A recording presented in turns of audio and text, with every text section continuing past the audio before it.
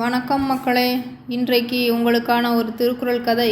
பதிப்பாசிரியர் பாரதி சுடர் நீலகண்ட தமிழன், தொகுப்பாசிரியர் கவிநிலவு ஆயிஷா சித்திக் அவர்களின் முயற்சியில் திருக்குறள் கதைகள் என்னும் சிறுவர் கதை நூலிலிருந்து கேட்போமா?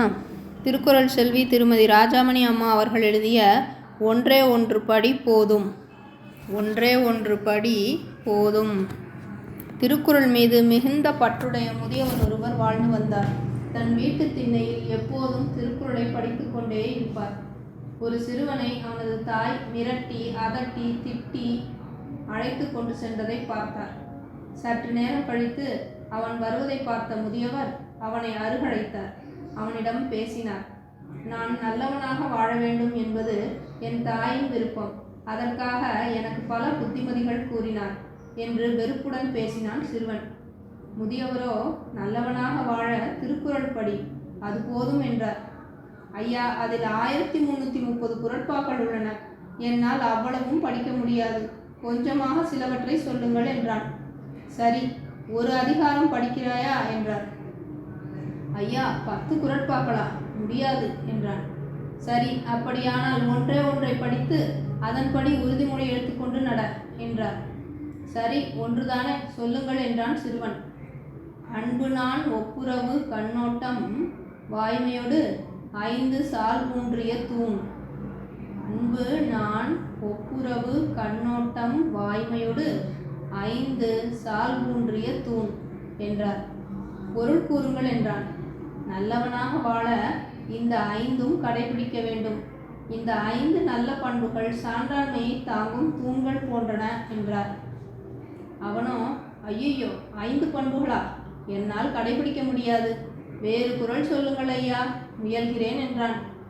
சரி, அழுக்காறு அவா வெகுளி இன்னாச்சொல் 4ம் இழுக்கா இயன்றது அறம் என்று சொல்லியவர், பொறாமை ஆசை கோபம் தீய சொற்கள் இவற்றை நீக்கிவிட்டு வாழ்வதே அறம். செய்வாயா என்றார். 4 குணங்களா? என்னால் விட முடியாதையா என்றான். தூங்காமை கல்வி துணிவுடைமை இம்மூன்றும் நீங்கா நிலநாள்பவர்க்கு என்றார். ஐயா, இந்த 3ம் அரசனுக்கு இருக்க வேண்டும். நான் சாதாரணமானவன், எனக்கு எதற்கு என்றான். முதியவரும் விடுவதாக இல்லை. சிறுவனும் குறைந்த அளவு கேட்டுக்கொண்டே போனான். ஒன்றாக நல்லது கொல்லாமை, மற்றதன் பின்சார பொய்யாமை நன்று. இந்த 2வது கடைபிடிக்கலாமே என்றார். அவனோ, ஐயா, ஒரே ஒரு பண்பு மட்டும் இருந்தால் சொல்லுங்கள், அதை கடைபிடிக்கிறேன். அதன் மூலம் நான் நல்லவனாக வாழ முடியுமா என்று கேட்டான் சிறுவன். முதியவரும் 1330 குறட்பாக்களில் சொல்லப்படும் அறம் முழுவதும் கடைபிடிக்க முடியாவிட்டாலும் இந்த ஒரு குறள் படித்து அதில் சொல்லப்படும் ஒன்றே ஒன்றை மட்டும் கடைபிடித்து அதன் வழி நடந்தால் அதுவே அறம் என்று கூறினார். அதை சொல்லுங்கள் பெரியவரே.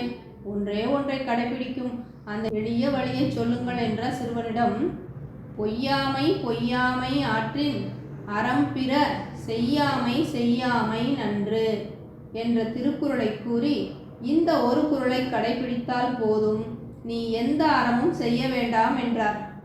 பொய் சொல்லக்கூடாதா? வாழ்க்கை முழுவதும் பொய் சொல்லக்கூடாதா? முடியுமா?